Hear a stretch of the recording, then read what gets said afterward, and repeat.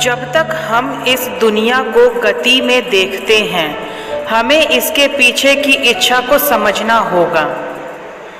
हमारी छोटी छोटी कोशिशें भी बेकार नहीं जाती।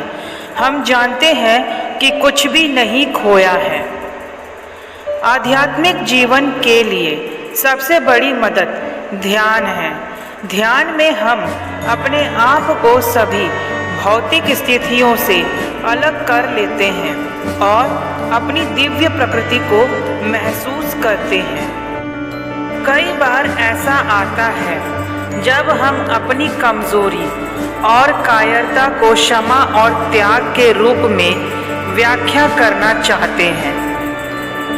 सच्चा धर्म पुरुषों की शिक्षा या किताबें पढ़ने के सामने नहीं आता है।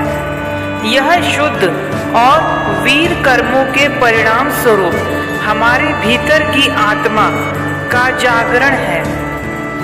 हमें कान में दिल और आत्मा और शरीर को डुबो देना चाहिए और जब तक हम एक विचार और केवल एक के लिए सब कुछ त्यागने के लिए तैयार नहीं हो जाते, तब तक हम कभी प्रकाश नहीं देख पाएंगे।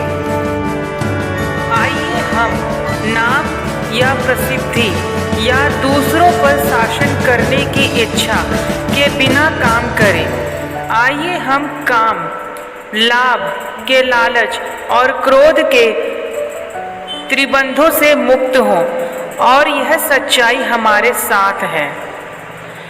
किसी और को दोष मत दो, अज्ञानियों की गलती मत करो। कमजोरी को कभी भी अपने दिमाग पर हावी ना होने दें।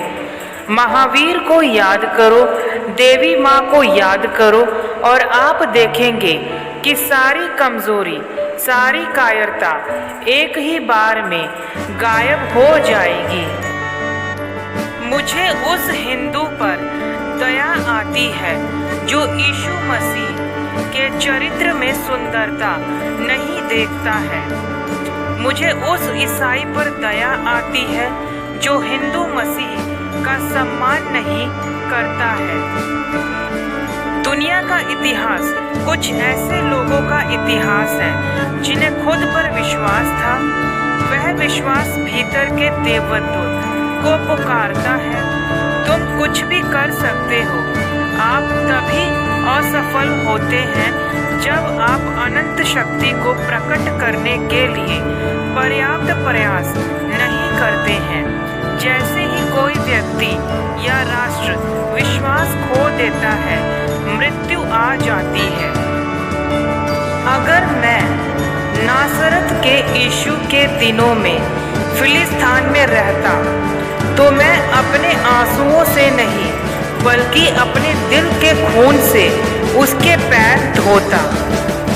ऋषि अक्सर भौतिक विज्ञान से अनभिज्ञ होते हैं क्योंकि वे गलत किताब पढ़ते हैं। अंदर की किताब और वैज्ञानिक अक्सर धर्म से अनभिज्ञ होते हैं क्योंकि वे भी गलत किताब पढ़ते हैं, बाहर की किताब। ज्ञान, भक्ति, योग और कर्म ये चार मार्ग हैं जो आध्यात्मिक स्वतंत्रता की ओर ले जाते हैं। व्यक्ति को उस मार्ग का अनुसरण करना चाहिए जिसके लिए वह सबसे उपयुक्त है, लेकिन इस युग में कर्म योग पर विशेष बल देना चाहिए।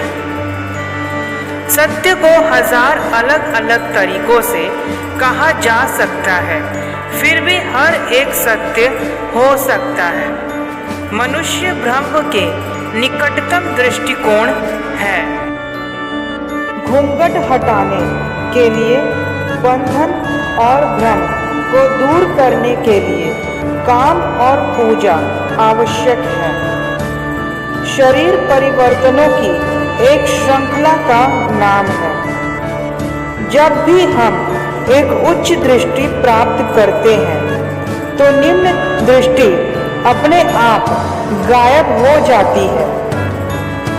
जैसे ही अत्यधिक आसक्ति आती है, मनुष्य स्वयं को खो देता है, वह स्वयं का स्वामी नहीं रहता, वह दास बनता है। महिलाएं अपने भाग्य का काम करेंगी, पुरुषों की तुलना में बहुत बेहतर, जो उनके लिए कभी भी कर सकते हैं। महिलाओं के लिए सारी शरारतें इसलिए आई हैं क्योंकि पुरुषों ने महिलाओं की नियति को आकार देने का बीड़ा उठाया है। यह जीवन एक कठिन तथ्य है। इसके माध्यम से अपने तरीके से साहसपूर्वक काम करें। हालांकि यह अड़िग हो सकता है, कोई बात नहीं, आत्मा मजबूत है। बाहरी प्रकृति केवल आंतरिक प्रकृति है जो बड़ी है। मनमुटाव से कोई महान कार्य प्राप्त नहीं किया जा सकता है। प्रेम, सत्य के प्रति जुनून और जबरदस्त ऊर्जा के माध्यम से ही सभी उपक्रम पूरे होते हैं। अतीत महान था, इसमें कोई संदेह नहीं है, लेकिन मुझे पूरा विश्वास है कि भविष्य और भी शानदार होगा। भगवान उन पर बहुत दयालु हैं जिन्हें वह आध्यात्मिक प्राप्ति के लिए संघर्ष करते हुए दिल और आत्मा को देखता है, लेकिन बिना किसी संघर्ष के निष्क्रिय रहो और तुम देखोगे कि उसकी कृपा कभी नहीं आएगी। आप जो भी ताकत और सहायता चाहते हैं वह आपके भीतर है, इसलिए अपना भविष्य खुद बनाएं। मृत अतीत को अपने मृतकों को दफनाने दो, अनंत भविष्य आपके सामने है। ईश्वर निरपेक्ष वास्तविकता की उच्चतम अभिव्यक्ति है, या दूसरे शब्दों में मानव मन द्वारा निरपेक्ष का उच्चतम संभव पठन। सृष्टि शाश्वत है और ईश्वर भी ऐसा ही है। यह शांत, समाशील, समतामूलक, संतुलित मन है जो सबसे अधिक कार्य करता है। लोग इतने डरे हुए क्यों हैं? इसका जवाब है कि उन्होंने खुद को असहाय और दूसरों पर निर्भर बना लिया है।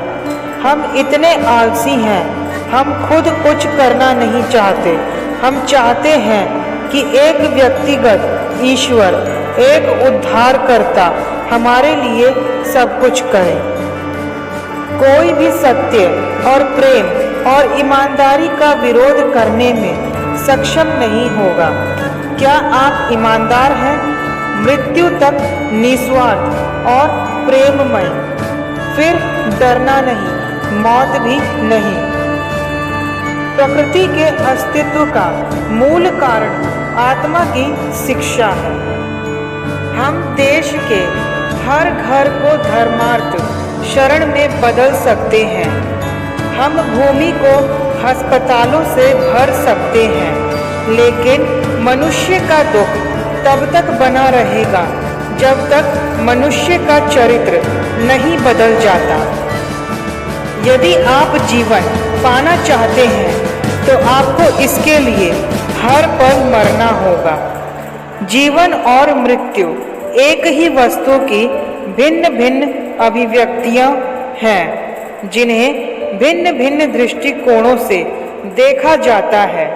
वे एक ही लहर का गिरना और उठना दोनों है, और दोनों एक ही पूरी है मेरे बच्चों, ध्यान रखना कि केवल कायर और कमज़ोर लोग ही पाप करते हैं और झूठ बोलते हैं। बहादुर हमेशा नैतिक होते हैं। नैतिक बनने की कोशिश करो, बहादुर बनने की कोशिश करो, सहानुभूति रखने की कोशिश करो, स्वयं पर विश्वास रखें। आप लोग कभी वैदिक ऋषि थे, सिर्फ तुम अलग अलग रूपों में आए हो, बस। मैं इसे दिन के उजाले के रूप में स्पष्ट देखता हूँ कि आप सभी में अनंत शक्ति है। उसे जगाओ, उठो, उठो, अपने दिल और आत्मा को लगाओ, अपनी कमर कस लो।